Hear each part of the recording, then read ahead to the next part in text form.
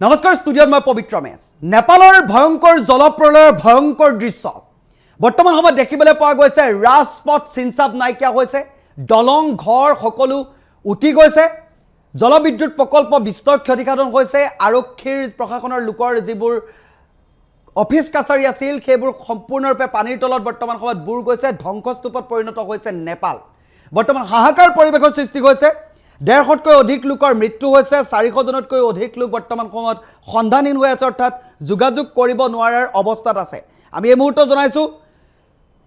নেপালৰ প্ৰধানমন্ত্ৰী বলেন্দ্ৰ শাহক ফোন কৰি গভীৰ সমবেদনা প্ৰকাশ কৰিছে বৰ্তমান ভাৰতৰ প্ৰধানমন্ত্ৰী নৰেন্দ্ৰ মোদীয়ে এই মুহূৰ্তত জনাইছো এই খবৰ জনাই গৈছো ভাৰতৰ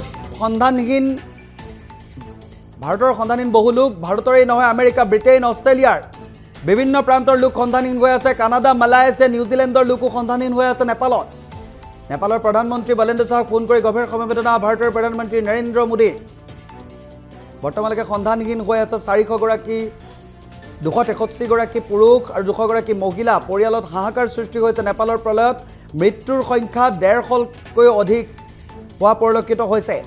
বান সন্দৰ্ভত প্ৰধানমন্ত্ৰী বলেন্দ্ৰ শাহৰ সৈতে বাৰ্তালাপ কৰিছে নৰেন্দ্ৰ মোদীয়ে উদ্ধাৰ অভিযান বৰ্তমান সময়ত তীব্ৰতৰ কৰিছে যদিও এতিয়াও বহু লোকক উদ্ধাৰ কৰিব পৰা নাই ঘটনাক লৈ গভীৰ শোক প্ৰকাশ ভাৰতৰ প্ৰধানমন্ত্ৰী নৰেন্দ্ৰ মোদী নেপালৰ মহাপ্ৰলয়ত বৰ্তমানলৈকে 95 গৰাকী লোকৰ ক্ষমা কৰিব 150তকৈ অধিক লোকৰ মৃত্যু হৈছে সন্ধানহীন প্ৰায় 500ৰ ঘৰ অতিক্ৰম কৰিব এতিয়া দেখি বিদেখি বহু লোক সন্ধানহীন হৈ আছে আপোনালোকে দৃশ্য চালে গম পাব কিমান ভয়ংকৰ আছিল এই জলবোমা নিমিষতে চুৰমাৰ কৰি পেলালে সমগ্ৰ নেপালৰ পৰিৱেশ পৰিস্থিতি ৰাজপথৰ মাজত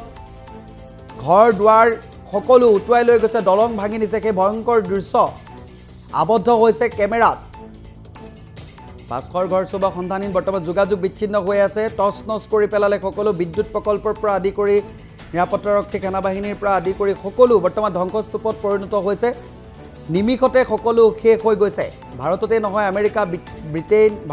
America Britain Australia Canada Malaysia নিউজিলেণ্ডৰ বহু পৰ্যটক তীৰ্থযাত্ৰী বৰ্তমান সময়ত সন্ধানহীন হৈ আছে আৰু বৰ্তমান নেপালত হাহাকাৰ পৰিৱেশ পৰিস্থিতিৰ সৃষ্টি হোৱা দেখিবলৈ পোৱা গৈছে দৃশ্যাংশসমূহ আপোনালোকে ভালদৰে চাওক কিমান ভয়ংকৰ এই জলবোমা পৰিৱেশ পৰিস্থিতি আৰু মৃত্যুৰ সংখ্যা বৃদ্ধি পোৱাৰ আশংকা প্ৰকাশ কৰিছে সন্ধানহীন লোকৰ